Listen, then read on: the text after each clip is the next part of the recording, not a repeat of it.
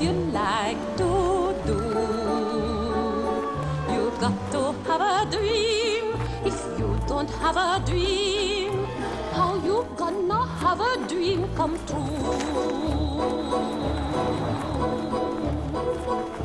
Talk about the moon floating in the Welcome to Me is the name of a television show created by the great Kristen Wiig as Alice Klieg. Good morning. My name is Alice Klieg, and welcome to me.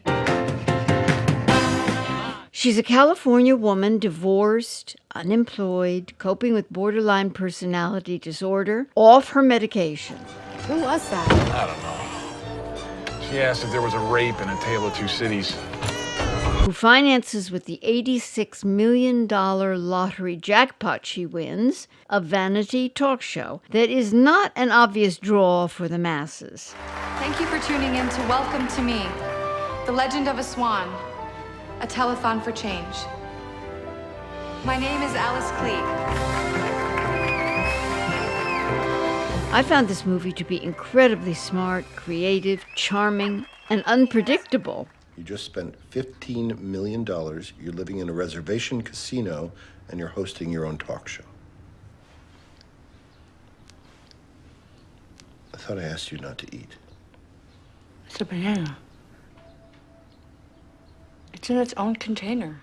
Alice is the program's guiding creative spirit and also its star. So good. So the content reflects her interests. Swan figurines, the neutering of dogs, reenacted episodes of childhood humiliation, low carbohydrate, as Alice says, Only 5 carbohydrates. and above all, herself. She is both unstable and self-absorbed. And why doesn't it look like Oprah? Because you ate a cake made out of hamburger and started crying. And though she has spent years studying the broadcast work of Oprah Winfrey on VHS, Alice's on-air gestures and intonations can be as awkward as her self-help pronouncements are bizarre. And I've been using masturbation as a sedative since 1991. From the start, her show, Welcome to Me, shot in front of a sparse audience of semi-stragglers in the studios of a struggling infomercial outfit, seems to be headed for disaster. Alice's pain, like everyone else's, is ordinary and specific.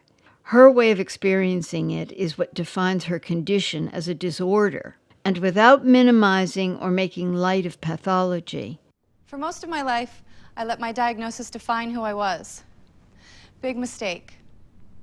At a certain point, I realized I had to get back to me. The film suggests that it can also be a source of meaning, and not only for Alice. This is a big thought. In Welcome to Me, she is to some extent having it both ways, using her natural silliness to drive her performance, so that the audience doesn't know whether they're witnessing sly performance art or a slow-motion train wreck. They may giggle or cringe, but they can't look away. She's got problems. Welcome to Me, while not perfect, is the opposite of a disaster. It is by turns touching, amusing, genuinely disturbing. It defies expectations and easy categorization, foregoing obvious laughs and cheap emotional payoffs in favor of something much odder and more interesting. This is a charming and smart satire of current pop culture. I have a topic. Which is? Me. What does that mean? You know, just what I love, my hopes, my dreams, what I like to eat, who I think is a cunt, my spirituality, me. Is she potentially dangerous to herself and others, or merely eccentric? Is she a sad oddball, or a kind of genius? Hi, thanks for calling. I think you're a genius. You do? Yeah, I attended your last show.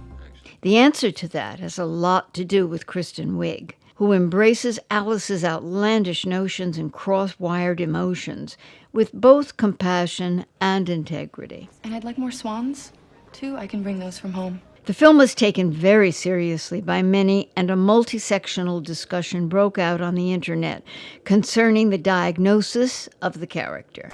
When I was 16, I was diagnosed with manic depression. In my 20s, it was called rapid cycling bipolar disorder. Now it's just called borderline personality disorder.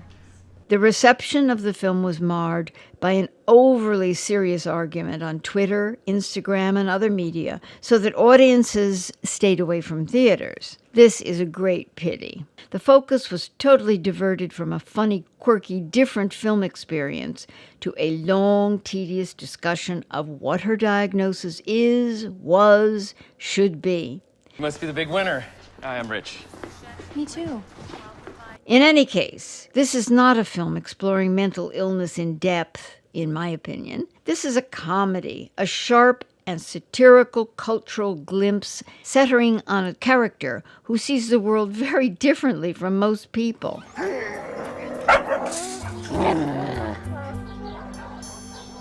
I'll take Godzilla over here. We love to give a diagnosis from our long list today, but in truth, she's funny, vulnerable, flawed, sensitive, odd, and most importantly, played by Kristen Wiig, a hugely talented actress, period. Because she started on Saturday Night Live, most of us think of her as a funny, kooky comedian, mimic. I think she's much more than that. I selected this film to showcase her, and to hope you will see her many other magnificent performances. Hate Ship, Love Ship, Diary of a Teenage Girl, Skeleton Twins, just to recommend 3. Bridesmaids, which she co-wrote, was an enormous commercial success and worth seeing just to see her and the great Melissa McCarthy, another actress par excellence, in the same scene. Welcome to Me, though it may at times look like a case study in quirkiness, is really the portrait of an artist. The movie refuses to condescend to Alice or to her chosen medium. And this is the less prestigious kind of television. Shopping shows, daytime self-help series, off-brand reality spectacles. In exchange for attention, she provides what the people on the other side of the screen really want. And that is a human face, a flicker of recognition, a bit of company in our misery. Jokes are whispered or implied rather than telegraphed and boisterously delivered. The film makes us a little ambivalent. Are we even supposed to be laughing? The efforts of director Shira Piven, who somehow manages to walk the fine line between mawkish and mocking, is to be praised. This humorous, if occasionally horrific pitch-black satire has the potential to fall flat. It doesn't. Alice may be ridiculous, but the point of Kristen Wiig's performance is not to hold her up to ridicule. It's to make sense of her suffering and find the logic in her experience of herself and the world around her. The people in Alice's life, including the producers and crew members who cash her checks and help realize her peculiar media vision, don't treat her like a freak or an object of pity. Do we have the number on the bottom of the screen, Dawn? Yes, we do, baby. Thank you, baby. One of the wisest choices Piven made was to hire serious actors for the supporting cast. Has Joan Cusack ever not been terrific? She has a best friend, Linda Cardellini, and an ex-husband, Alan Tudyk, who care about her, and a therapist, Tim Robbins, who does his best to help her. All of them try to map the fluid boundaries of her personality. All of them are perfectly cast. This story is taking place before validating every living moment with a selfie became a national pastime.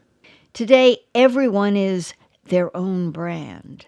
But Welcome to Me basically lives and dies by Kristen Wiig's performance. And luckily, her Alice Klieg is a carefully and cunningly crafted creation which exposes an undercurrent of pain and sorrow beneath her often placid, dreamy state. As for her illness, we never do get a real handle on the extent of Alice's problem.